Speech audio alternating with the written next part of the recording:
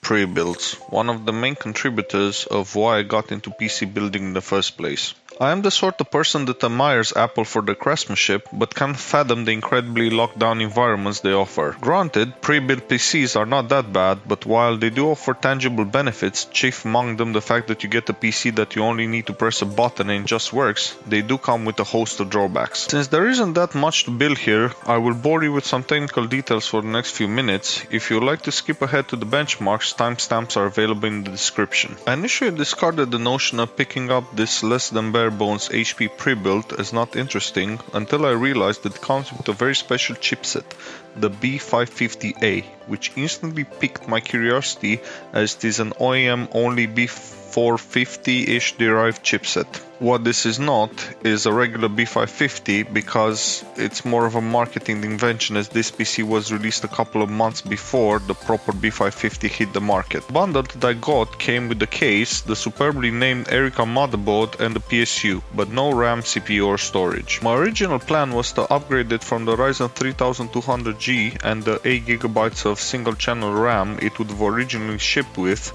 to a 2400G and 60GB of 3000 mega transfer per second RAM, as I did check before purchasing on HP's website and I saw it supports RAM all the way up to 3200 and anything up to a 3700X CPU, or rather any CPU from the 3000 series that is 65 watts. Although with the thermal solution on this, I would be very wary of installing an 8-core in here. Regardless, I thought that even though previous gen CPUs are not explicitly called out, they would surely work. Spoiler alert, they didn't. I tried the 2400G and the 2200G and both failed to post. Then briefly considered putting a 3400G in here, but that would have entailed a new CPU cooler. I know from previous testing that it's quite a bit hotter than 3200G, especially with even a mild OC. But the complication of finding a compatible cooler, since this is not using the normal AM4 hole spacing, is a bit too much. I think the pattern is Intel 115X, but the case and RAM placement will severely limit cooler choice, so I decided that 3200G is the safer bet, as after I did a little bit of testing with the stock thermal solution, it peaked at 64C stock and 73C at 40-50 MHz all-core OC. Probably the most interesting and needlessly frustrating thing about this rebuild pre-built is how HP decided to handle memory support. I plunked the CPU in and a kit of 16GB of 3000 mega transfers per second RAM, fired up the system for a test and everything turned on. Just one hitch, no BIOS XMP switch anywhere to be found. And I find this incredibly stupid. Forgetting about the fact that this B550A chipset allows for overclocking, even the lowliest A320 board has memory OC support with XMP baked in. This doesn't. The 3200 mega transfers a second memory reference as supported on HP's website is actually at JEDEC speed, which is incredibly rare and pointless. It's a kit that can do 3200 mega transfers per second CL20 at 1.2 volts will most likely do 4400 mega transfers per second at 1.4 volts with CL19 and fetch somewhere around the neighborhood of double the price for the manufacturer compared to selling it as a JEDEC only kit. But this is a completely different discussion. To that bit of idiocy, I switched the kit with the 2133 mega transfer per second one from Kingston that's branded HyperX. And the funny thing is, this will actually be faster than the Corsair 3000 mega transfer per second XMP kit I originally wanted to use. That one has its JEDEC speed set on 2133 CL15, while the HyperX one is CL14. But then again, when you take into account that this would have originally shipped with 8GB of single channel RAM, the dual channel 16GB upgrade is simply massive and improves literally everything from daily driving to gaming. All of that being said, thanks to AMD, there is a way to set the RAM speed in BIOS from the Ryzen Master utility. I know that this 2133 mega transfers per second HyperX kit will overclock nicely to 2166 for whoever wants to experiment, but there are some drawbacks to doing that, as I found that most people will be at a loss if the PC fails to post due to an unstable overclock. I used Typhoon to figure out exactly what this memory is, and it turns out it is a Fenyx AFR kit and the Ryzen calculator to find the sweet spot for running it at 2666. It can go higher, but from previous testing the jump for 2666 to 3000 isn't anywhere near as impressive as from 21 2133 to 2666, as more expensive kits on a 3200G are a bit of a waste, since the cost difference you can upgrade the CPU to a 3400G, which will come with the better Vega 11 integrated graphics anyway. I do recognize that this is a bit more technical than most people are comfortable with, i.e. one-click XMP in BIOS, but if I had this PC as my daily, I would definitely go through the trouble. If you do try to do this and it fails to post, there is no clear CMOS button, so you'll need to unplug the PC, take out the BIOS battery, short the connectors, put it back and try again. Not super user friendly. And unfortunately, on top of all of that, there are some strange side effects. For instance, the PC no longer goes into sleep mode. No idea why, but any sort of change to Ryzen master, not only memory OC but CPU or iGPU OC as well, will basically disable C states for whatever reason. The other more serious side effect that I found is that it fails to post about once in about 15-20 tries. It beeps at you a bit, then it has a think about it and does eventually post, but the memory is reset to default. Then you have to manually set up Ryzen Master, apply the profile, reset, and it works again for the next couple of days. I have no clue why that is, as it's 100% stable otherwise. I've done a full man test on it overnight to confirm. This does not happen when everything is as stock. I tested it for about 2 weeks, so I'm certain of it. This actually leads me to think that for some reason the Erica motherboard does not like to apply more voltage than the 1.2 volts called upon by the memory JDEC standard, and it was most likely never validated for anything else. After that rather long rant about memory, it's now time to check out the other components. The SSD is an actual PCIe Gen 3 NVMe from NTAC or NTAC. I honestly got no idea how to pronounce that. The hard drive is a 500GB Seagate unit that passed all tests in C-Tools, and it is included here as a freebie, and I managed to install it backwards the first time, but hey ho. The aforementioned Erica motherboard is completely custom for this model, as it features a plethora of ports at the front, including USB Type-C.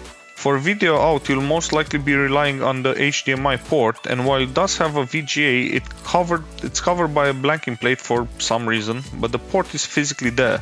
I haven't tested it because the only VGA monitor I've got is so deep into my storage it'll probably take a day just to dig it out, so no. It also comes equipped with a secondary M.2 slot that is meant for a wireless module, but unfortunately I don't have any of those and it wasn't present when I got the bundle, so no wireless.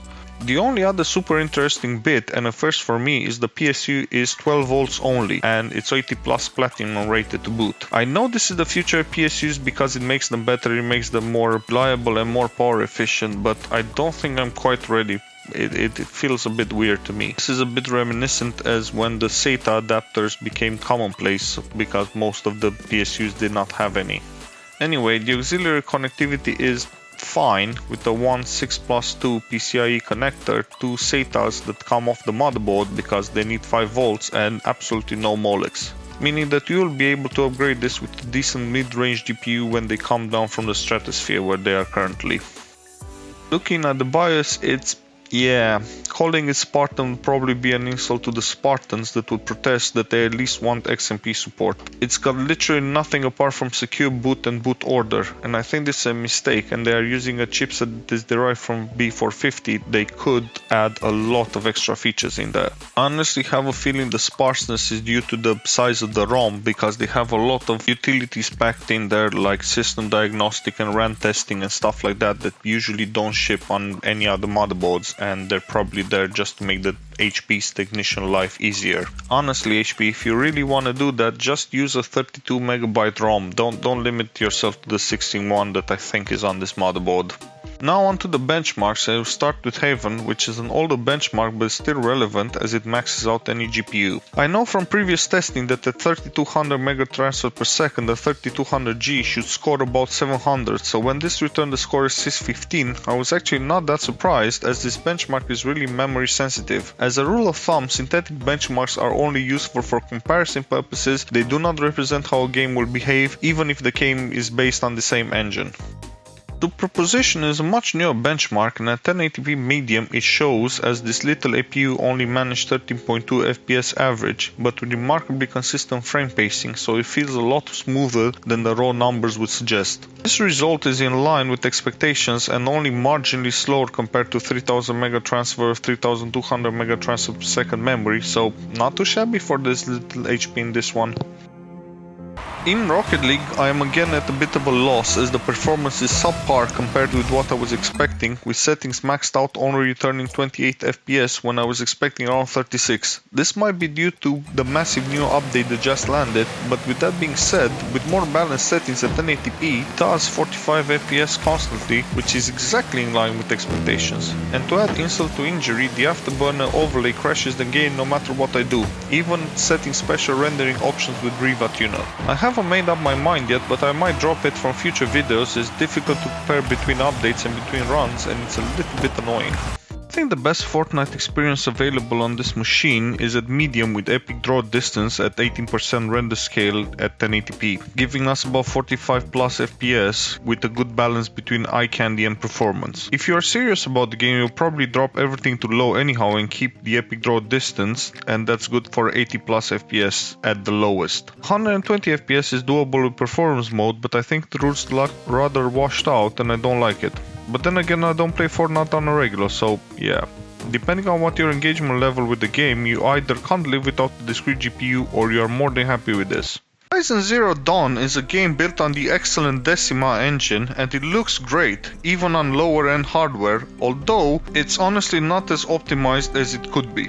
The included benchmark is particularly punishing as we see a couple of frame time spikes, but it is very smooth, hovering around 33 FPS in actual gameplay. Sorry by the way, I don't know how, but the run I recorded is the only one that I forgot to add the overlay to. Anyway, you can squeeze in a bit more FPS if you play around with the adaptive FPS slider or the render scale, and maybe even turn up some eye candy. It's up to you. Death Stranding relies on the same engine as Horizon Zero Dawn, but somehow manages to be a lot better optimized, and in my opinion looks better as well. Granted, mind you, this is a game run and not a benchmark run, but hey, look how good it looks even at 720p low. It keeps a near constant 30 FPS with very rare frame spikes, so it's a nice experience strolling through the post-apocalyptic landscape until you inevitably fall on your nose and the baby starts crying again.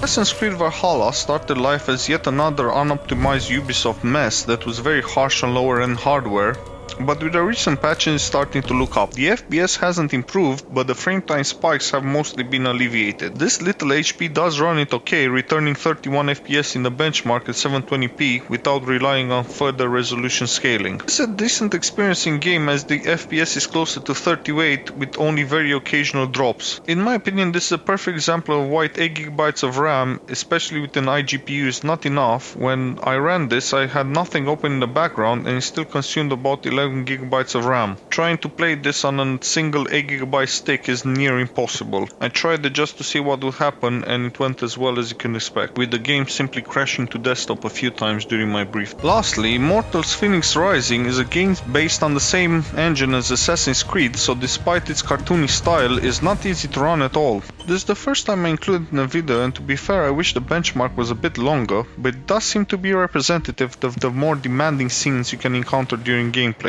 At 34 FPS average, this is a playable experience, and it also looks really good. Cartoony style is acting as a wallpaper over uneven textures, making everything look nice. And this is about it for all the benchmarks in this video. I mean, I will not run and buy a pre-built as my next main PC by any means, but compatibility has definitely improved over the years, and you can upgrade them within, well, frankly, what the manufacturer thinks is reasonable, and omissions such as XMP are a bit of a missed opportunity in my book. But on the flip side, the fact that it will be stable no matter what using the components that are pre-validated, I think is going to be worthwhile for a lot of people. Put in a decent mid-range GPU like the 1660 in this machine and you'll have a nice living room proper gaming rig for years to come. One last thing, I wish more manufacturers would name motherboards like HP. I would love to see an MSI Janet or an Acer's Roger. And that's it, thank you very much and see you in the next one.